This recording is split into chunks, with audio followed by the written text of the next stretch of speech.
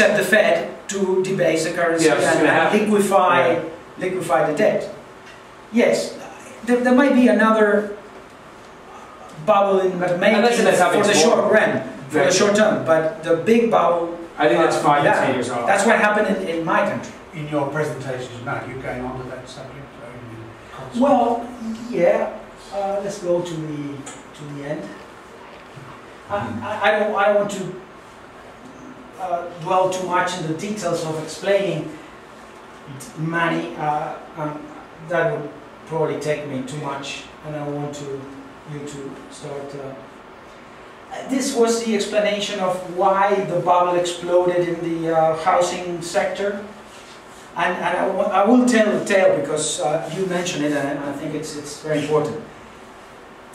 Community groups and Fed regulators joined forces to force institutions to lend to a specific groups in the United States.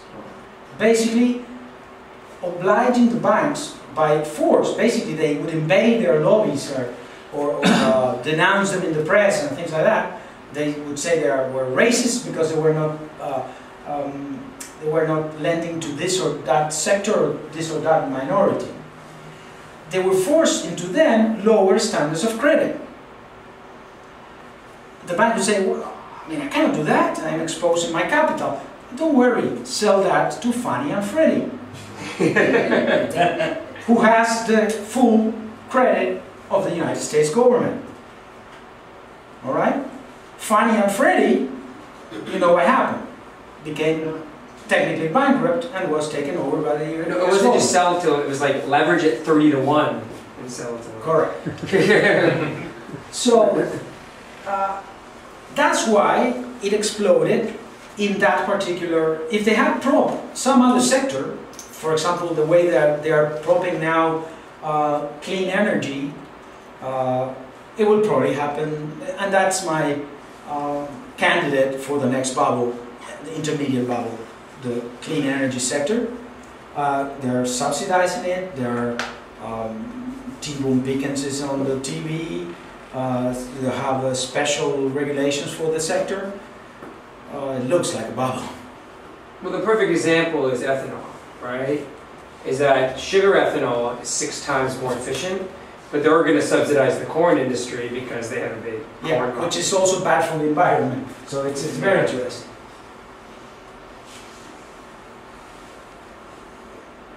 So, the future, if I use, and remember, I don't believe in forecasting, but I can, look at the future within a framework which is provided, in my case, by the Austrian theory of the trade cycle and their views on money and institutions. In my view, the future of the dollar is a weakening dollar. It will take many years to recover.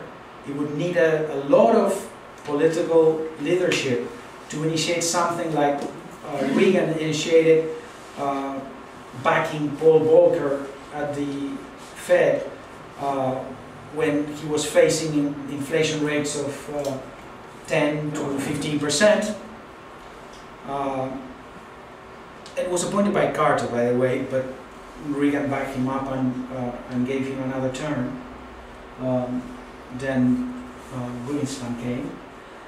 So for the dollar to recover from the present situation, it will take a huge leadership.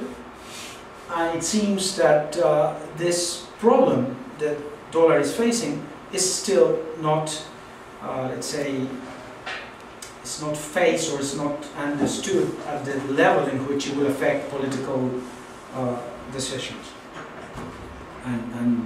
Is that benign neglect? Well, there is this problem of democracy that for a voter it is the efficient thing is not to get involved in obtaining information of each subject because it is only one vote. It's the problem of democracy. How about voting yourself something from the treasury? Yeah. Yeah. That's a big... Yeah.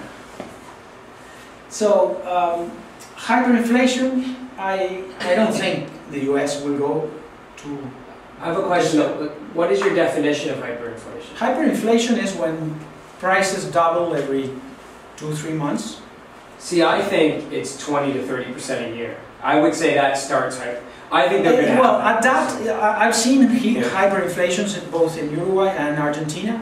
In Argentina, I'm not twice. talking about Zimbabwe. No, I'm talking about Argentina, where the economy was still working, there were banking industry working, there was credit, little, but there was, and there were no riots in the streets. So the economy was working, and the monthly rate in Argentina reached around 40% a month. See, I don't think the U.S. will go there, but I think they'll go, a month. I think they'll go 10, 20, there was a lot of, a year. Well, no, what happened is that there were institutions, and when a country starts to, inflation becomes something like chronic, you develop institutions that help you cope with it. Instead of solving the problem, you treat the symptoms. In Argentina, you had indexation.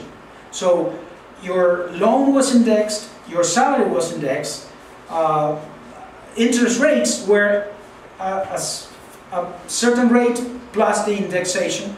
So things worked, but the level of investment was a fraction of what would have been in a country of that nature, a developing country. The case of Argentina is a funny one. It was a rich country, became poor, yeah, I say, and went has from been muddling through since then.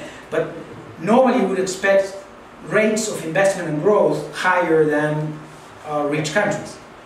There, they were half what they should have been, and sometimes it was stagnation.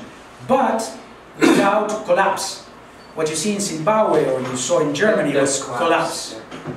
So I don't see hyperinflation of that sort, the one that creates a collapse. Yeah, I agree. For the US dollar, there will be reactions by the people much earlier. I see an X bubble coming. It may be the mother of all bubbles, like you say. I like the term. I will use it if you allow me. Is that because of the monetization of the debt that is taking place? Well, you might go into that. Yeah, that's what he called. The bubble is, the markets for treasuries, the prices are ridiculous if you look at the future. Yeah, but the deals are now being done under the table with the New York dealers. Yes, and they are then in effect correct, selling that debt, billions of dollars debt, back to the Fed, every 10 days. Yeah. And we don't have disclosure on that.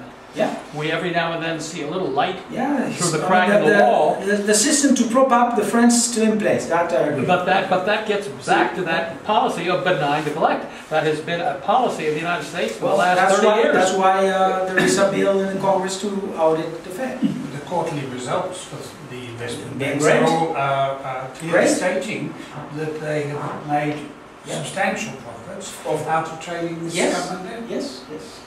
Yeah, there are winners and losers. That's another thing. In any economy, there are winners and losers. Entrepreneurship is inherent in entrepreneurship. But inflation and credit expansion